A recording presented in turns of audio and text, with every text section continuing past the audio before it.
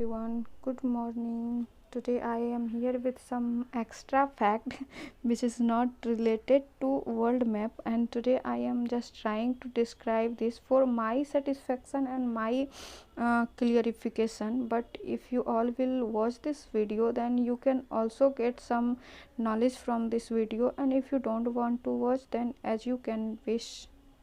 But I am presenting this for my clarification. So today I am trying to present about our planet. हम सभी जानते हैं कि हमारे सौर मंडल में 8 ग्रह है। पहले तो था 9 ग्रह, लेकिन प्लूटो को 2006 में ग्रह की श्रेणी से बाहर कर दिया गया है। सो हम सिर्फ 8 ग्रह के बारे में आज देखते हैं। तो मैं पहले इसे ड्रॉ कर लेती हूँ, फिर मैं दिखाने की कोशिश करती हूँ ग्रह के बारे में। ये मैंने इसे ऐसे ड्रॉ किया। अब मैं दिखाती हूँ आपको ग्रह। यहाँ सबसे पहले ग्रह का नाम जानने से पहले हम ये जानते हैं कि आखिर ग्रह कहते किसे हैं। ग्रह तो हम सभी जान रहे हैं कि पहले 9 था, अभी 8 है, लेकिन किसे कहते हैं ग्रह? तो ग्रह उसे कहते हैं जिसके पास ना ही अपना लाइट हो और ना ही अपना हीट हो, उसे हम ग्रह कहते हैं। तो क्या सिर्फ ये 2 फैक्ट से ग्रह क्लियर हो जाएगा? लाइट और हीट तो इस पेन के पास भी नहीं है, तो क्या ये पेन ग्रह है? नहीं। तो इन 2 फैक्ट के बाद भी एक फैक्ट है कि जिसके पास ना अपना लाइट हो ना हीट हो और जो किसी न किसी तारा का चक्कर लगा रहा हो, उसे हम ग्रह कहते हैं। तो इससे ये क्लियर होता है कि यहाँ मैंने सूर्य बनाया है और ये सभी सूर्य का चक्कर लगाएंगे, मतलब ये एक तारा है। सूर्य हमारा एक क्या है? तारा है। अब हम देखते हैं हमारे सौर मंडल में ग्रह का सीक्वेंस क्या है।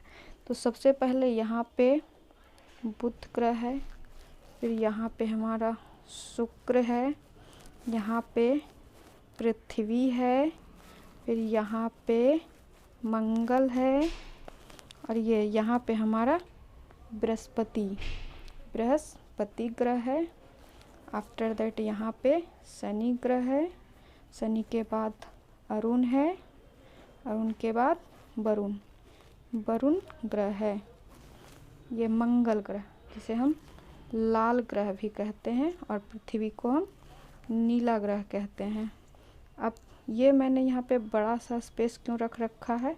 तो इसलिए क्योंकि यहाँ पे बीच में हमारा क्षुद्र ग्रह है। क्षुद्र ग्रह की पेटी हमारा सारा यहीं पे है।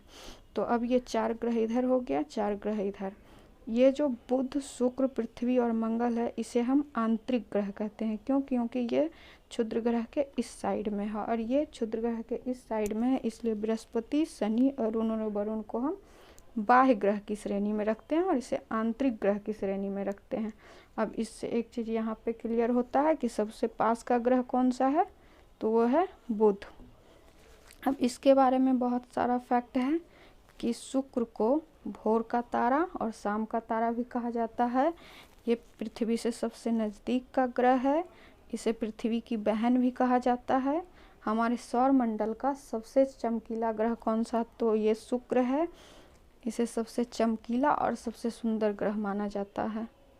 अब ये देखिए, हमारे सौर मंडल का सबसे छोटा ग्रह ये है बुध, और सबसे बड़ा है ये बृहस्पति। ये आज मैंने इतना देखा, आज के लिए इतना ही। Thank you.